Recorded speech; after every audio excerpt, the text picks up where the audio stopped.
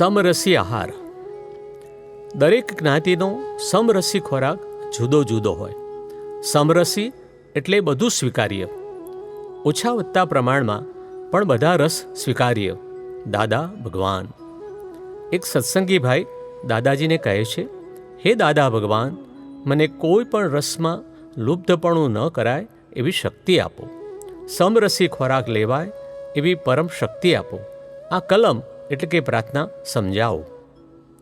દાદાજી સમજાવે છે, આ જમતી વખતે તમને અમુક જ શાક, દાખલા તરીકે ટામેટાનું ગમે અને તે ફરી ફરી યાદ આવ્યા કરે તો તે લુબ્ધપણું થયું કહેવાય. ટામેટાનું શાક જમવાનો વાંધો નથી, પણ તે ફરી ફરી યાદ ના આવવું જોઈએ. દાદાજી પૂછે છે કે તમે જમવા બેસો છો ત્યારે કોઈ વસ્તુ એટલે કે ખાવાની ચીજ યાદ આવે છે કે આવું આવ્યું હોત તો સારું?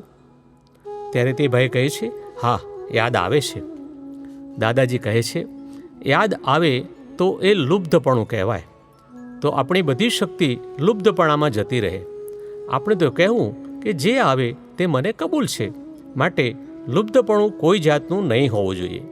થાળીમાં જે આવે ખાવાનું તેનો સ્વીકાર. થાળીમાં જે જમવાનું આવે, રસ રોટલી આવે તો રસ રોટલી નિરાંતે ખાવી, તેનો કોઈ જાતનો વાંધો નહીં. પણ જમવાનું જે આવે તેનો સ્વીકાર કરી લેવાનો, બીજું યાદ નહીં કરવાનું.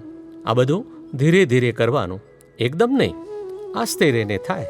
એકદમ કરવા જાઓ તો તાવ ચડી જાય. તે ભાઈ દાદાજીને પૂછે છે, પછી આ સમરસી એટલે શું?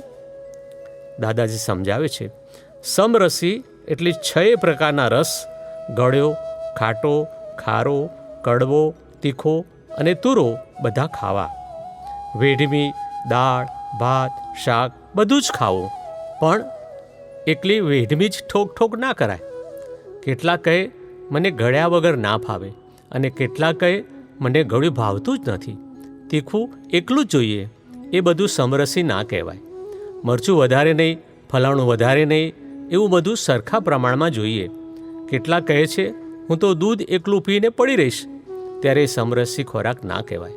કારેલા ખાઓ, કંકોડા ખાઓ, મેથી ખાઓ, કડવું પણ લેવું જોઈએ.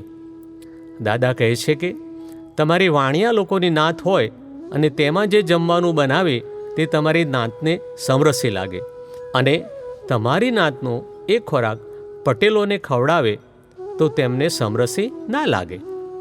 એટલે તમારે બધા રસ લેવા માટે શક્તિ માંગવાની કે હે દાદા ભગવાન, મને શક્તિ આપો કે હું સમરસી ખોરાક લઉં. તમારી ભાવના થઈ એ તમારો પુરુષાર્થ, અને હું શક્તિ આપું એટલે તમારો પુરુષાર્થ થયો મજબૂત. આપ્તસૂત્ર. ભૂખ મટાડવા માટે રોટલો ને શાક ખાવાનું છે, ટેસ્ટને માટે નહીં. ટેસ્ટને માટે ખાવા જશો તો રોટલો ને શાક ભાવશે નહીં, માટે એ વેદ થઈ જશે. 3 વેદથી આ જગત આખું સડે છે. આપ્તસૂત્ર 680. દાદા ભગવાન.